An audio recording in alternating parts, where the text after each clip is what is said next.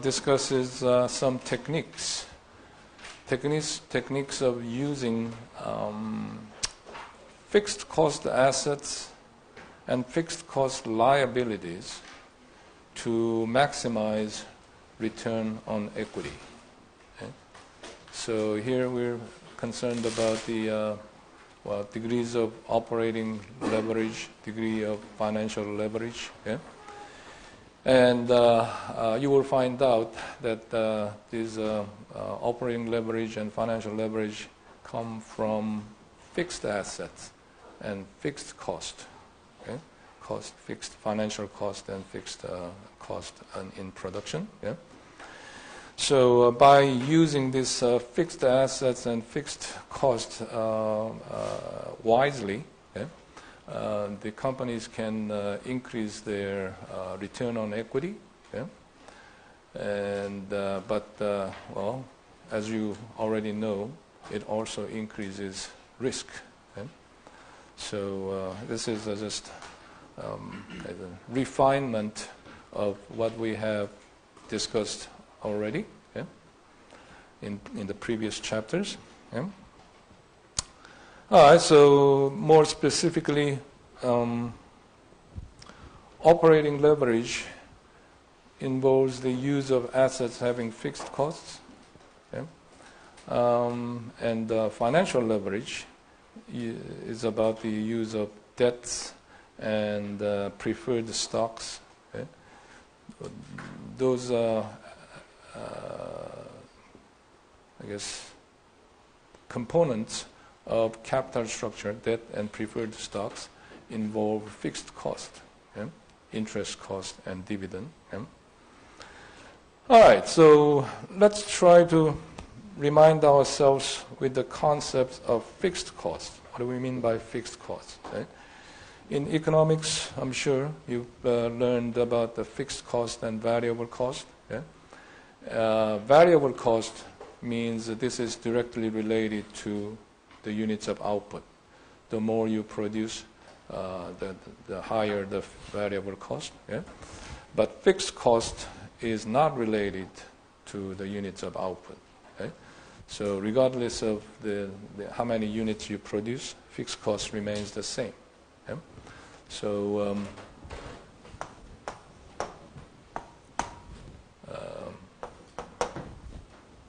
fixed cost looks like this.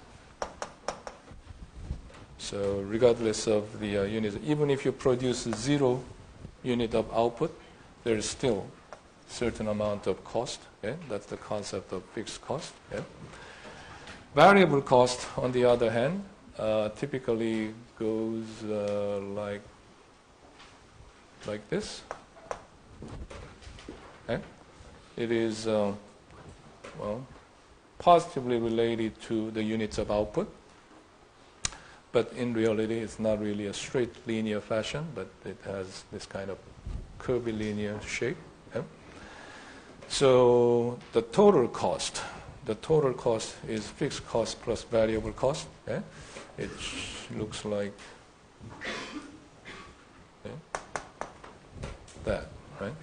So the gap between the total cost and fixed cost, total cost and variable cost, is exactly the amount of fixed cost. Okay?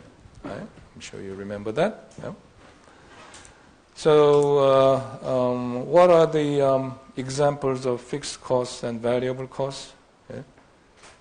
Can you come up with some examples of fixed costs?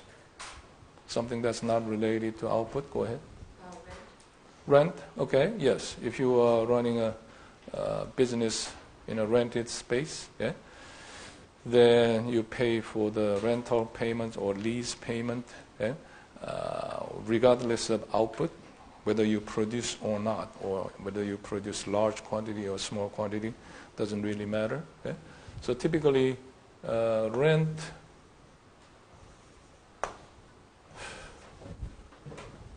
rental payments, lease payment,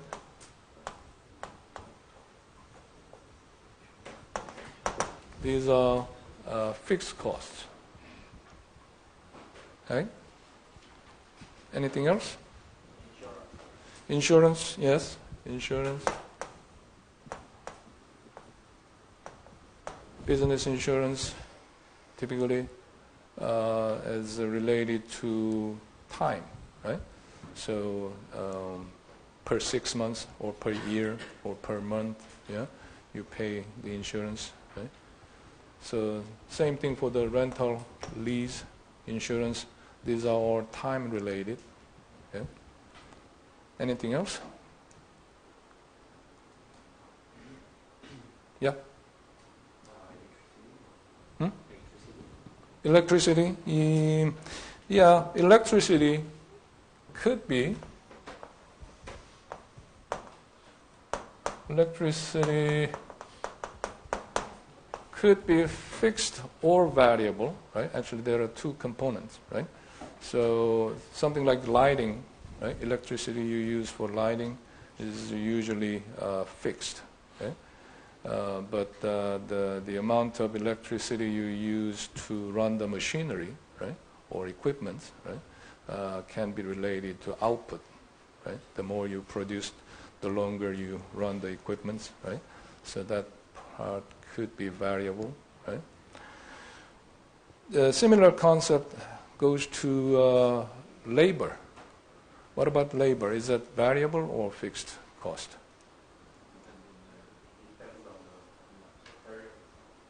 Depends on what?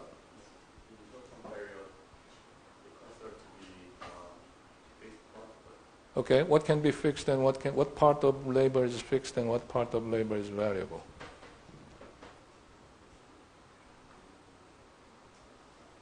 Wage is fixed and bonus is variable. Bonus? Okay, all right. Yeah, it could be, but typically the manager's salary are fixed, right? So when you have managers, whether you produce or not, you have to pay them because they are on annual contract, right? But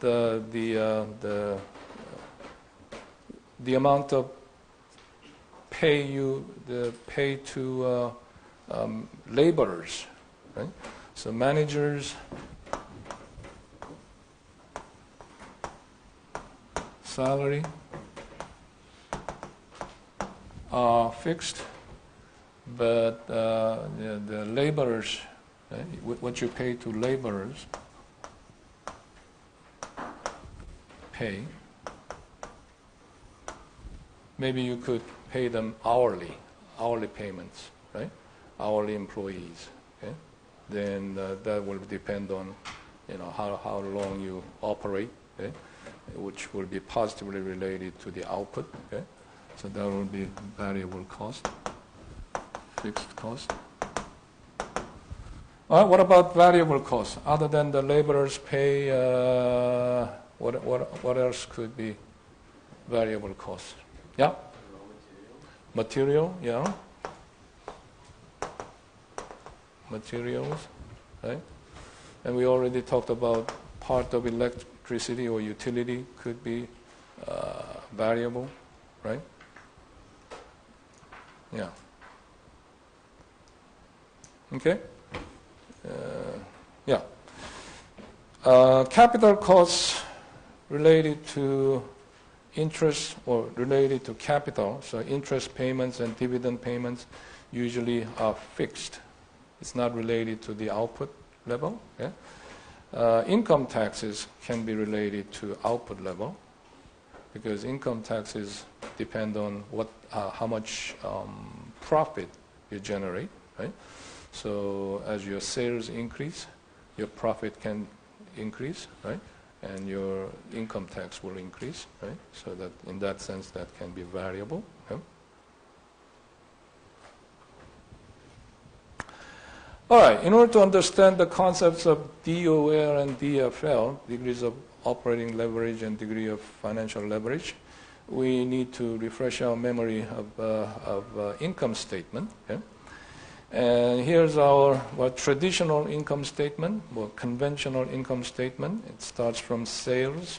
And from the sales, we subtract the cost of sales and SGA, right? Selling, administrative, and general expenses. Yeah? And then we come up with operating income, EBIT, right? EBIT is the sales minus operating cost. Yeah? So EBIT in this table, we have $1 million EBIT. Yeah? And from EBIT, we subtract interest expense. Then we arrive to EBT, right? Earnings before taxes. Yeah? And from there, we subtract the income tax, let's say 40%. Right? Then we arrive to EAT, earnings after tax. Okay? And from the earnings after tax, if there is any preferred stock dividend, right, you subtract that, and you finally come up with the earnings available to common stockholders. Right? That's the amount of profit you can distribute or share among the shareholders. Right? And assuming there are 100,000 shares outstanding in the market, right, the EPS comes out to be $3, right, $3 per share, right? You all understand this income statement. Yeah? For the purpose of leverage analysis, like DOL and DFL, right, we need to separate fixed cost from variable cost, okay? Because again, these leverages depend on fixed costs. Okay? So here's a revised income statement. It's basically the same information, but there is slight difference. The difference is we have separated variable cost and fixed cost. Okay? And according to this table, we out of the total cost of sales and the SGA, total operating cost, okay? 3 million is variable cost and 1 million is fixed cost. Let's just assume that, right? Hypothetically. Okay? So the total operating cost is 4 million, so we arrive to the 1 million EBIT, just like before. Okay? And then let's say interest cost is 250,000. Again, interest cost is fixed cost, okay? Because it's the amount of money you pay on your debt, interest payment on the debt, right? And the amount of debt has nothing to do with the output, quantity of output, right? It is not related to the quantity of output, so it is a fixed cost. Okay? So EBT comes out to be 750,000, and then you multiply 40% to calculate the the tax, income tax, okay, which is variable cost. Okay?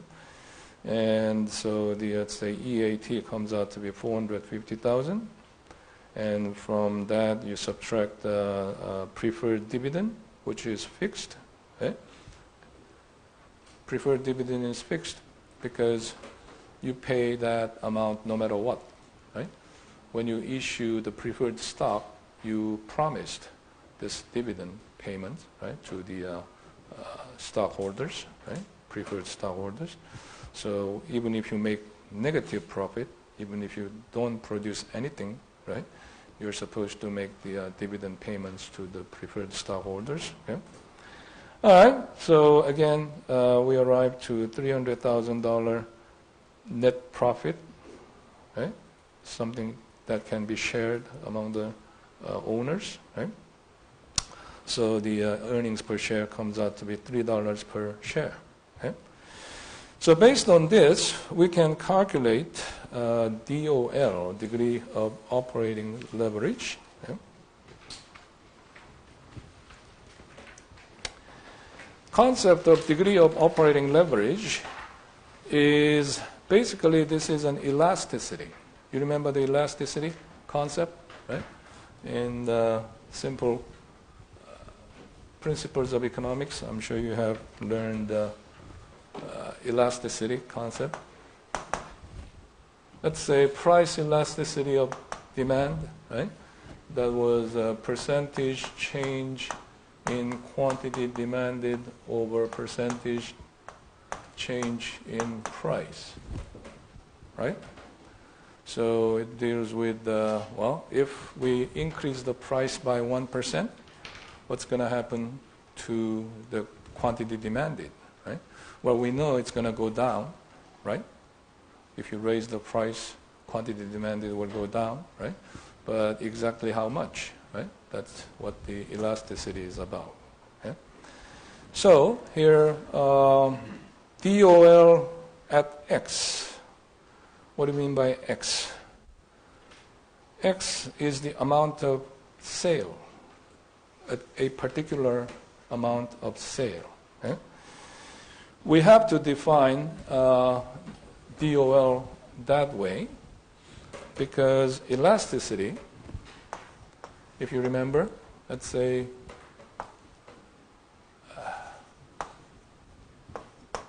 okay, suppose we have straight linear demand curve. Okay? Then depending on where you are on the demand curve, elasticities are different, right? Do you remember? Okay? If you are at exactly the midpoint, what would be the price elasticity of demand?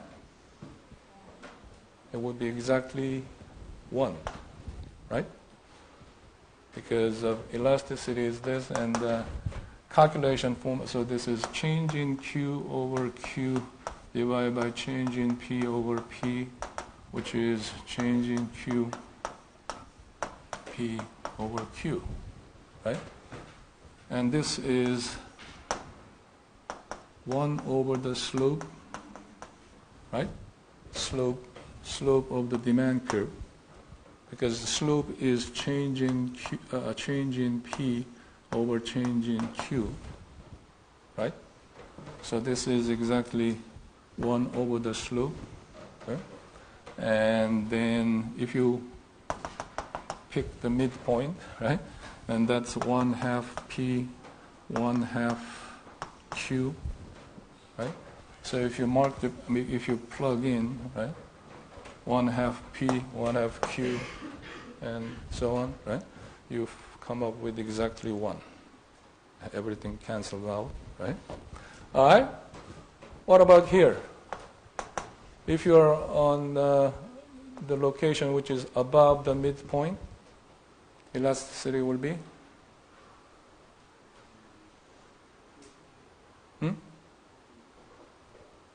It will be greater than 1, right?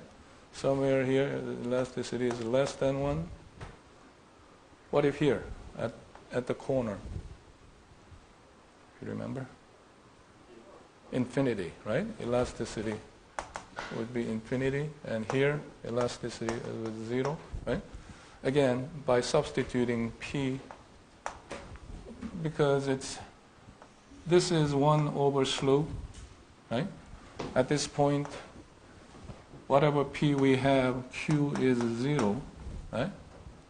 If Q is 0, then the whole thing becomes infinity, or actually undefined, whatever, right? If you divide something by 0, right? Yeah, so the point is, depending on where you are, right, elasticity differs, right? So you have to define a DOL at a certain level of sales. Depending on the actual level of sales, this whole thing, DOL, changes, right? DOL depends on the level of sale. Okay? All right, so it is the concept is if the sales increase by 1%, what happens to EBIT, operating income, right? That's the idea of DOL, right? Exactly the same concept as elasticity. Okay? All right, so you can calculate it that using, if you are provided with this kind of table, right? Let's say initially we have $5 million sales, right? And sales go up to 5.5 million, which is 10% increase in sales, right? And as a result, what happens to EBIT, right? Well, assuming with the 60% variable cost, in other words, out of the total cost, right, the proportion of variable cost is 60%, right? Then we find out that the variable cost will increase this much. Of course, fixed cost doesn't change because fixed cost is fixed, right? So the total cost increases by 8%, right? And as a result, the EBIT, earnings before interest and taxes, will increase by 20%, right? So you can calculate it, change in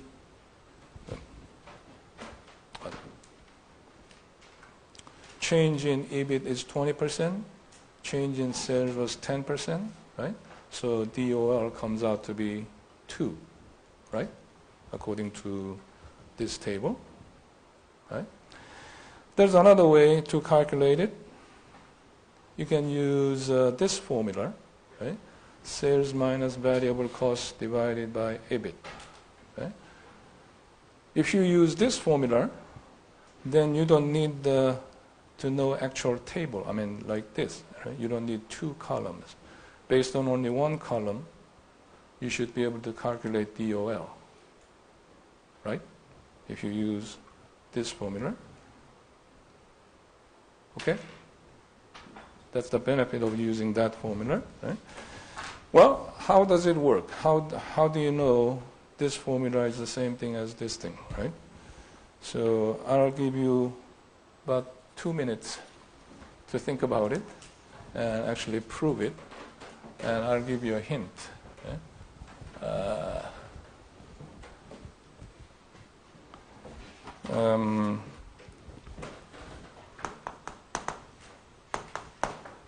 Sales is, of course, P times Q. When we say sales, we're talking about sales revenue, total revenue, right? EBIT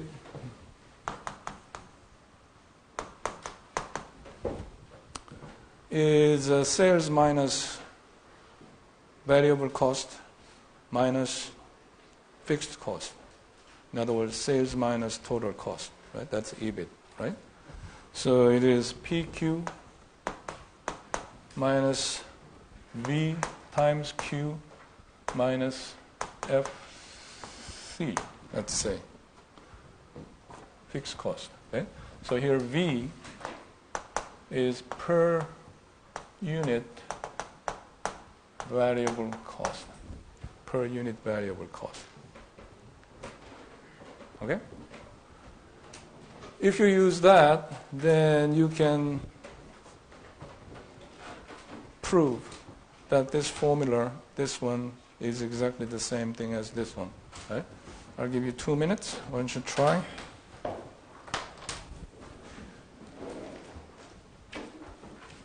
That is actually one of the practice questions at the end of the chapter, so you have to do it anyway. Use this 4 expression and just substitute it here, and everything cancels out. You'll be left with this. Okay? So eventually you come up with P times Q minus B times Q divided by EBIT. That's funny. EBIT, right? And that's the sales, that's the variable cost, and yeah, you come up with that expression, right? So yeah, once you use this, you can easily prove, right, this formula. Okay? Just the side exercise. Yeah? All right, so higher fixed operating costs lead to higher DOL. Right? Well, if you think about it, holding the sales constant, if the proportion of total, the proportion of fixed cost is higher among the total cost, right? And that means variable cost will be smaller, right? So if you subtract the smaller variable cost, then you will have a higher DOL, right? You understand the relationship, right? So holding the sales constant, if the fixed cost increases, right, then the variable cost decreases, right, and that will increase DOL, right? Degree of operating leverage, okay? So the story is if you use large amount of fixed cost, fixed input, right, then for a certain amount of for given amount of increase in sales, right, your operating profit, operating income will rise faster. Okay? That's what we call degree of operating leverage. Okay? All right, so here, here's an example of actual percentages, right? And I just showed you in this case, degree of operating leverage comes out to be 2, right? Because for 10% increase in sales, okay, we see 20% increase in EBIT, right? Operating income. Okay. Here they tried a few different levels of sales, okay, starting from $500,000 to $6 million, and calculated DOL based on the formula, okay? And you come up with these different levels of the degree of leverage, okay? And here, at $2.5 million sales, the DOL is undefined. Okay? What do we mean by that, undefined, and what does it happen? Okay?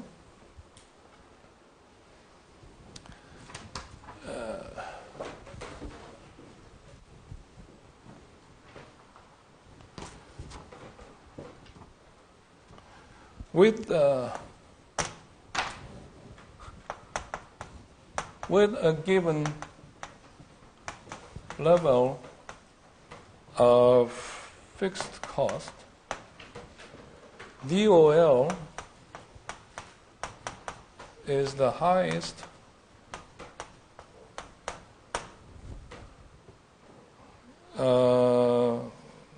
when the firm is breaking even. When the firm is breaking even. Right? By breaking even, we mean EBIT is 0. When EBIT is 0, right, DOL is the highest. Right? And you can understand it by looking at the formula here. If EBIT is 0, right, then we have 0 at the bottom, at denominator, right? And that makes the DOL largest, or infinity, right?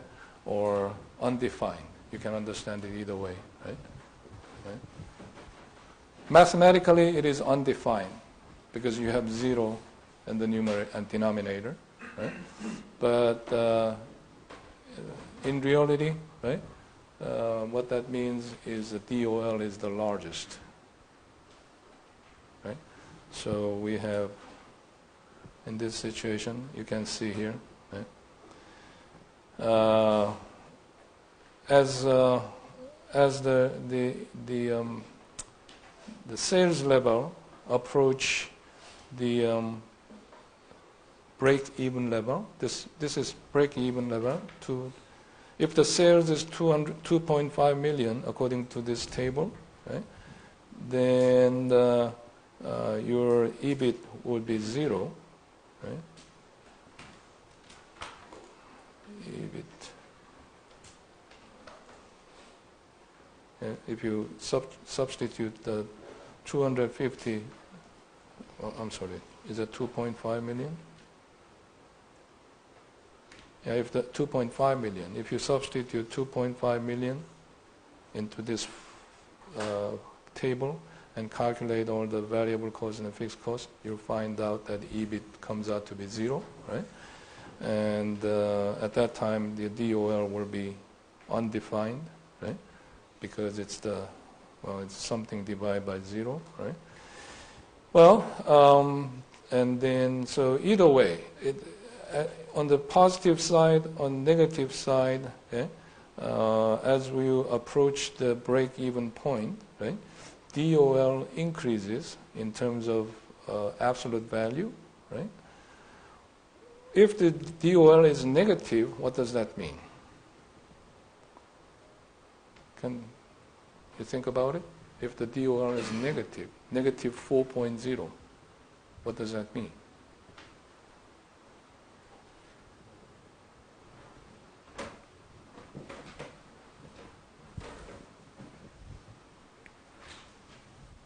Remember the concept of DOL is percentage change in EBIT over percentage change in sale. Okay? And this comes out to be, say, negative 4.0. What does that mean?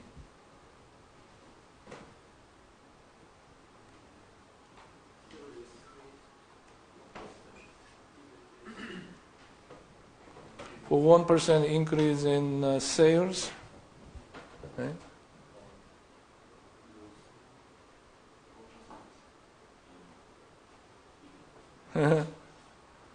Yeah, percentage change in EBIT is negative by 4%, right?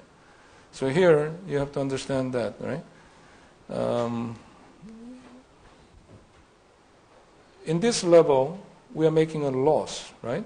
Because this total revenue is below the breaking even point, right?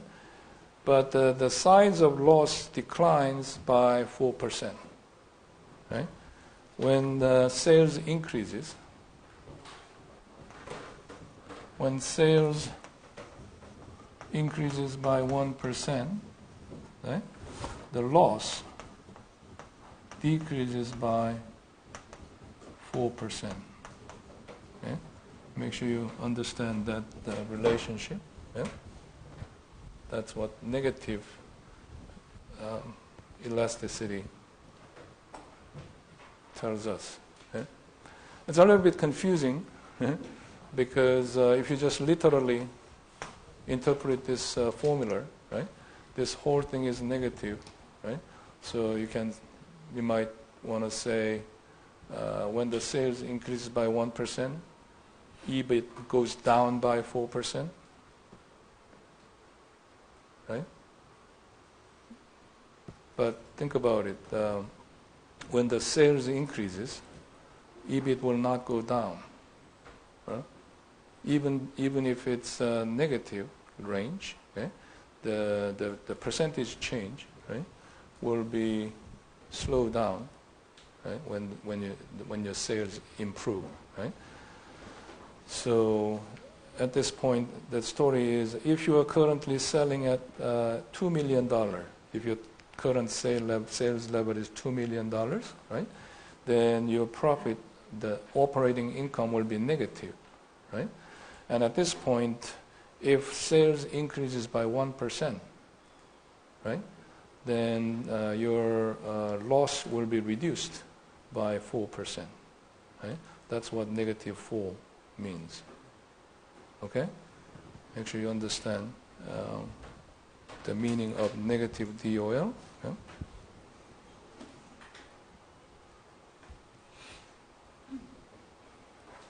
Any question about DOL?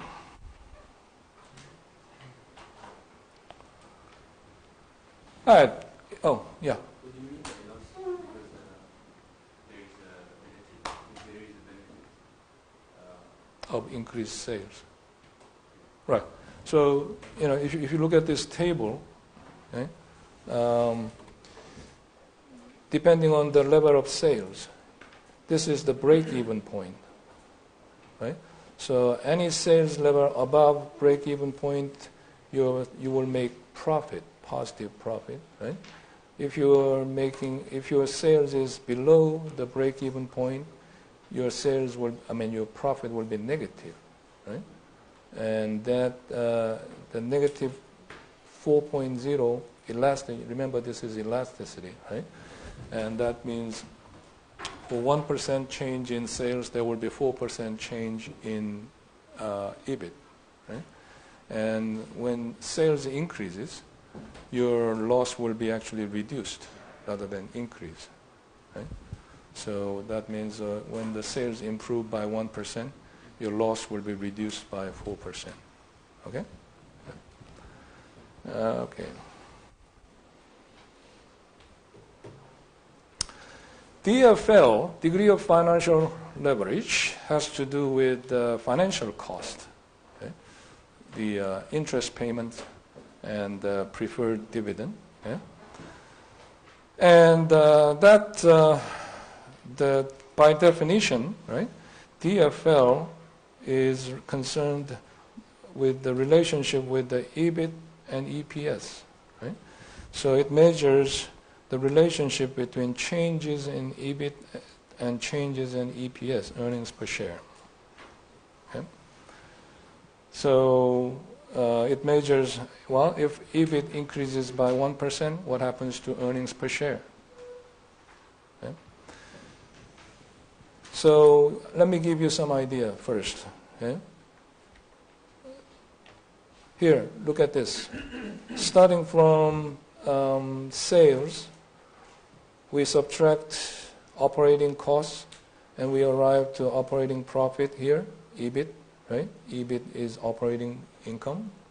And then after that, we subtract some financial costs and we arrive to EPS. Okay?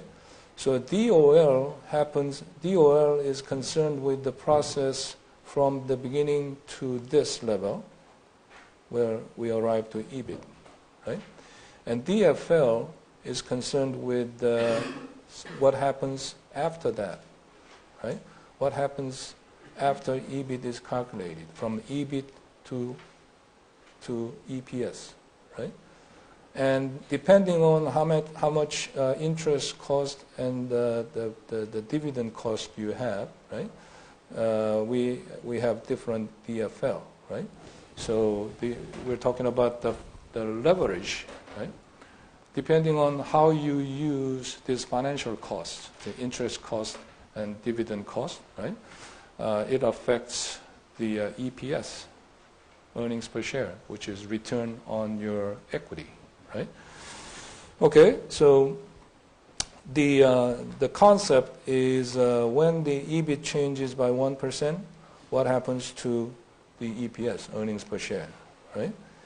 And this formula can be written or reduced to this level, this formula, right? And for that, we're not going to do it here, but let me give you a hint. Yeah? You can use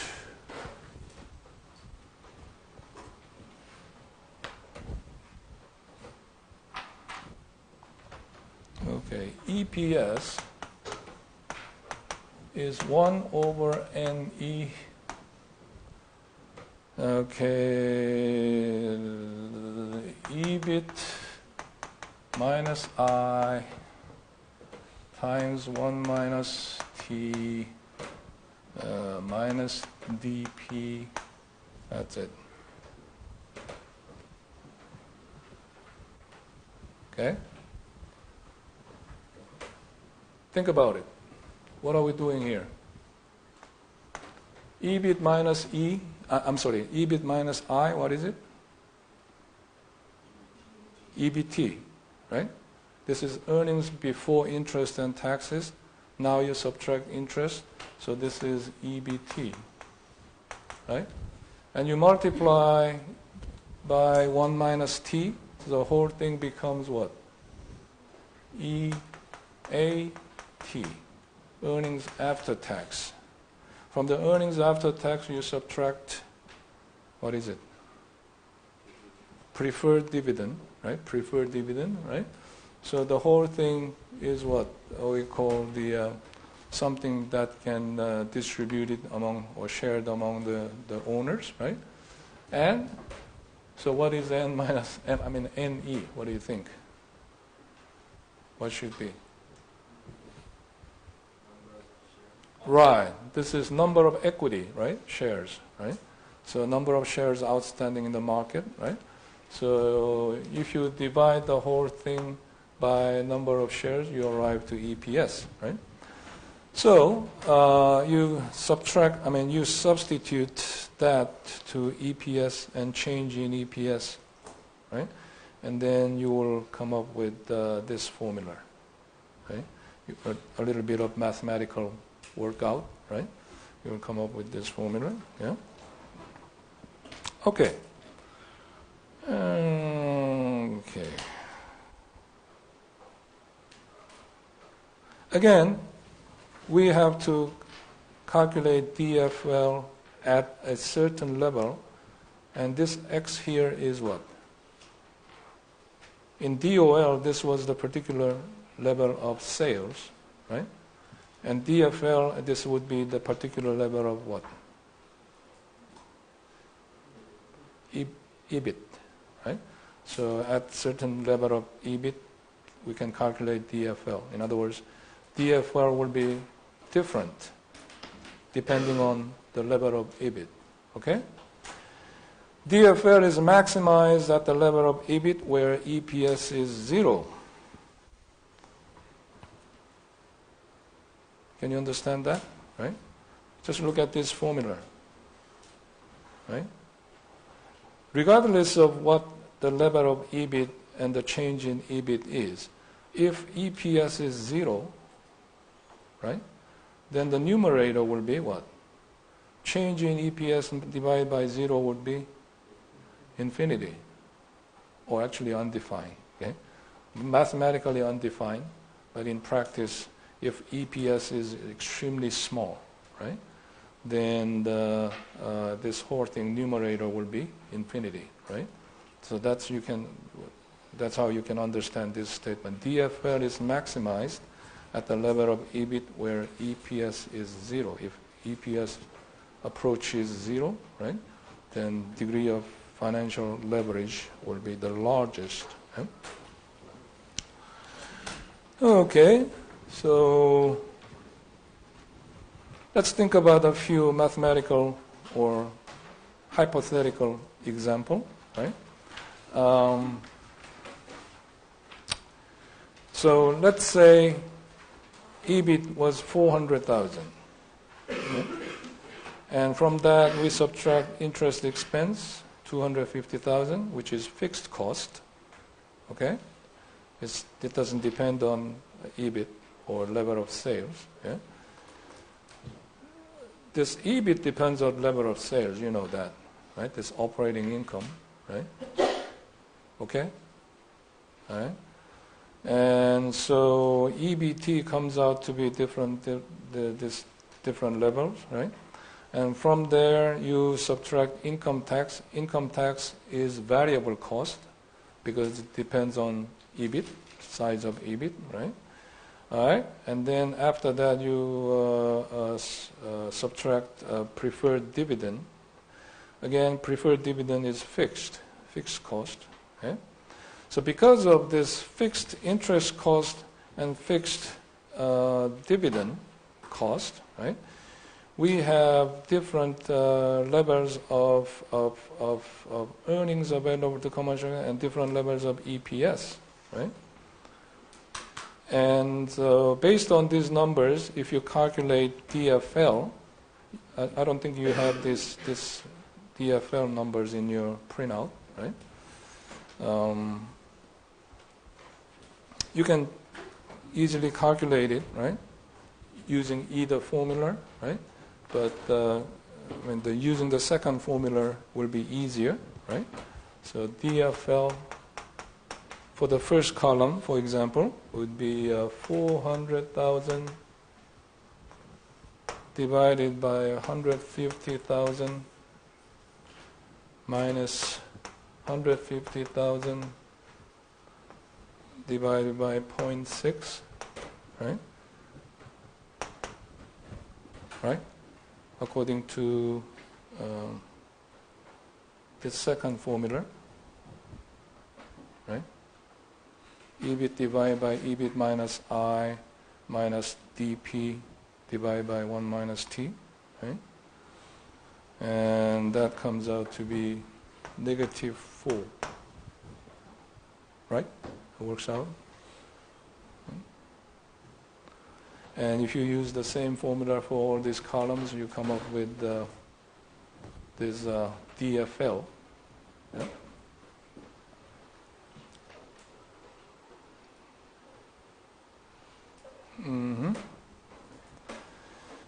Okay, so what is the interpretation here?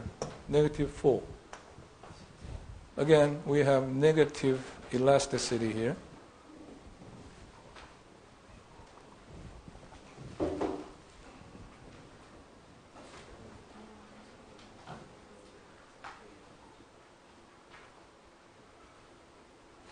Can someone try?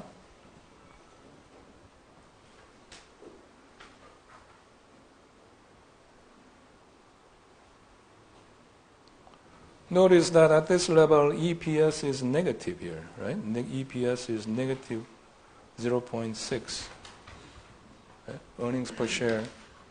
In other words, this company is making a loss, right? As you see here. Earnings available to common shareholder is negative 60,000, right? And that's because EBIT is too low, right? Operating income is too low. So after paying all the interest and dividend, you lost money, right? So at this level, DFL is negative 4, right? What does that mean? 1% increasing EBIT. Oh, okay.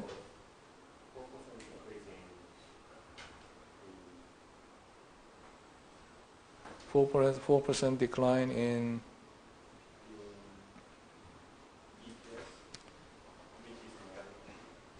okay, yeah, EPS loss, right? So 1% increase in EBIT leads to 4% reduction in EPS loss, right?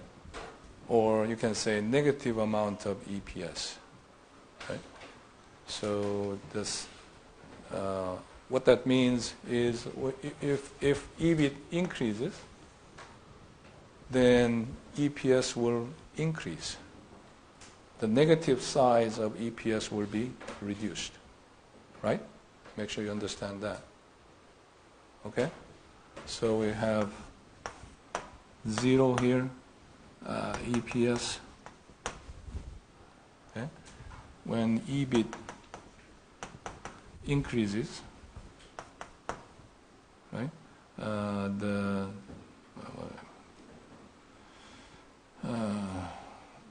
Let's say, right? The EPS, negative EPS will actually improve, right? So negative size magnitude will be reduced, right?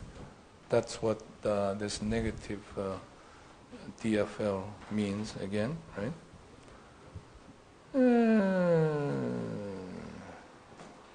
Right. So here, according to, yeah, actually we have a graph here. Yeah, here. This is the graph, sorry. Yeah. So we have 400,000, 800,000, 1.2 million, and so on, right? And EPS was negative at this level, right? And if you go to 800,000 EBIT, EPS becomes positive, right? So somewhere between 400,000 and 800,000 EBIT level, there is the point where EPS will be 0, right? can we actually calculate that level? Apparently, they found out that level is 500,000, right? In other words, if EBIT comes to $500,000, EPS will be 0, which means DFL will be maximum, right? DFL will be maximized at that level, right? How do you do that? Well, again, you use this formula, right? And set EPS to 0, right? And solve for EBIT. Just plug in all the numbers, right? The number of shares outstanding, interest cost, and the tax rate, and the preferred dividend, right? And solve it for EBIT, where EPS is 0, right? Then you'll come up with 500,000 in this example, okay?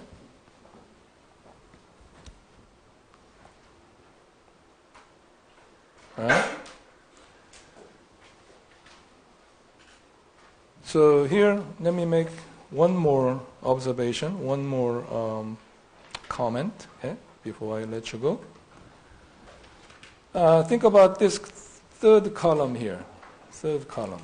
Okay? We have EBIT of 1 million, so interest expense 250, and so on. And finally, we come up with the EPS of $3 per share. Right? And this, if you think about it, if you remember, this is actually, this one, right? This column. We're talking about the same case here, same case, EBIT. When the sales was 5 million, EBIT was 1 million, right? And after subtracting the interest cost and the preferred dividend, we end up with the $3 earnings per share, right? So based on this, you can calculate DFL. DFL is percentage change in EBIT divided by percentage change in earnings per share divided by percentage change in EBIT, right? And percentage change in earnings per share was 40% here. Percentage change in EBIT was 20%. So 40% divided by 20% would be what? 2, right? Right. So as you see here, DFL comes out to be 2. I mean, whether you use this formula, right, or this formula, you come up with the 2 for DFL, right?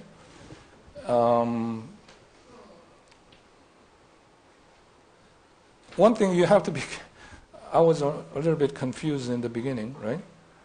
Here, DFL is 2 based on these numbers, and earlier we came up with the DOL equals 2. Is there any connection? I mean, does DOL always equal to DFL? Not really, right? This is just a pure coincidence in this example, right? So DOL came out to be 2 in this case. DFL comes out to be 2, right? That's just coincidence, right? DOL and DFL has nothing to do in common, I mean, other than it's related to EBIT, right? So DOL depends on the amount of fixed cost. DFL depends on the interest cost and preferred dividend, right? So that's just a coincidence, right? Okay. Any question about DOL and DFL? Okay, we'll try to finish this chapter on Thursday. All right, I'll let you go today.